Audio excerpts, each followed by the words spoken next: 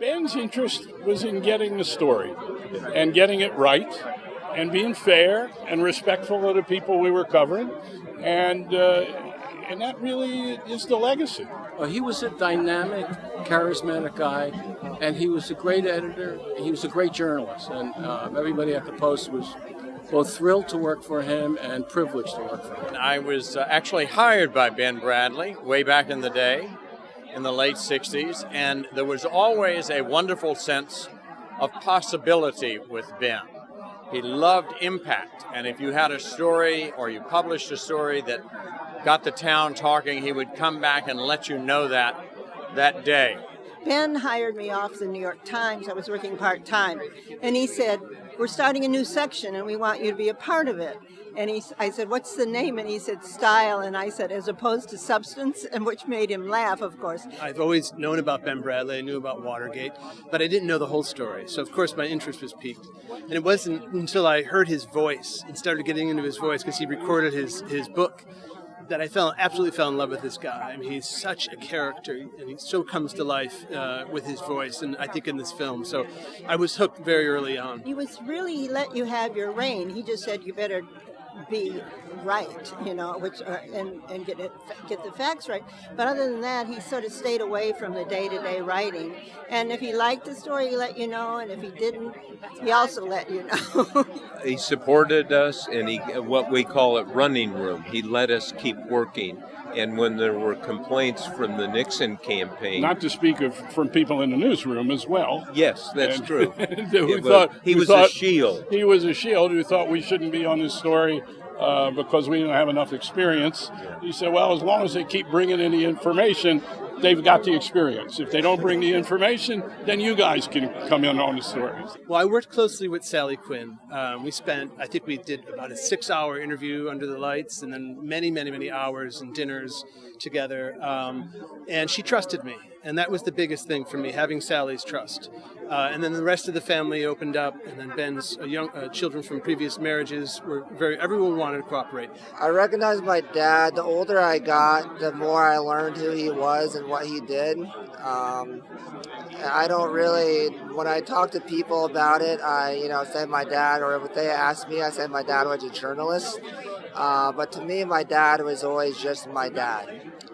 Well, I met him when I was applying for another job, and I was taken into his office, and I was just completely knocked out by him. I was dazzled. He was the Sun King, but I didn't get the job and left, and about 2 years later I came back, and he interviewed me for a party reporter, and we sort of sparred a little bit, and obviously there was a lot of electricity there. He hired me. He said, can you show me something you've written? I said, I've never written anything. And he said, well, nobody's perfect. You're hired.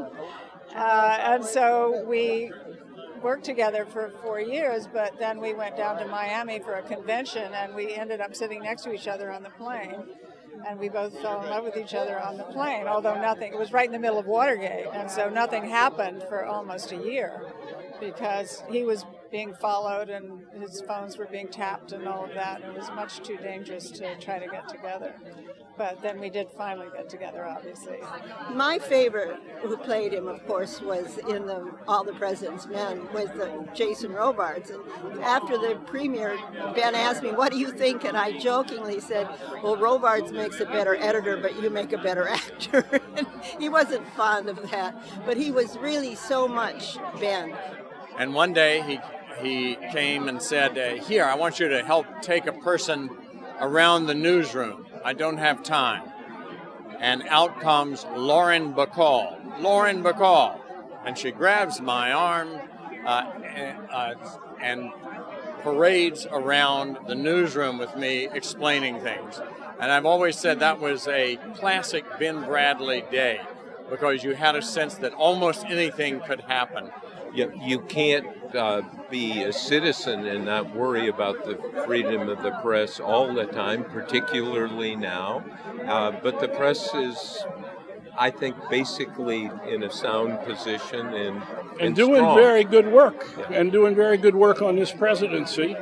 But you realize that a lot of the things that the Trump administration is doing now by way of turning the press into the enemy and talking about fake news, this is right from the playbook of the Nixon era. Ron Ziegler would get out there every day and say, anonymous sources, is not Ben Bradlee's a lunatic, he's a JFK guy, he's a Democrat. And it's the same thing. The only difference is that Nixon didn't have Twitter. Nixon couldn't reach out directly to his base, to his silent majority, and talk to them. He had to go through the press. Trump is able to sort of affect a lot of people and sort of speak to a lot of people now and circumvent the press. The Washington Post then, as it is now, was like a bundle of talent. Everybody on it could I thought everybody was a great writer, everybody was a great reporter, extraordinary reporter, much better than I ever was as a reporter. And I was always in awe. Yeah, there was a lot of competition. I've always loved the Washington Post. You can get mad at them. You may not like what they write, but I think that the media plays a very important role in this country, and that they make sure that you see the facts on all sides. And I think it's more important than ever now to remember, Ben, the importance of a free press, because we need somebody there to be critical.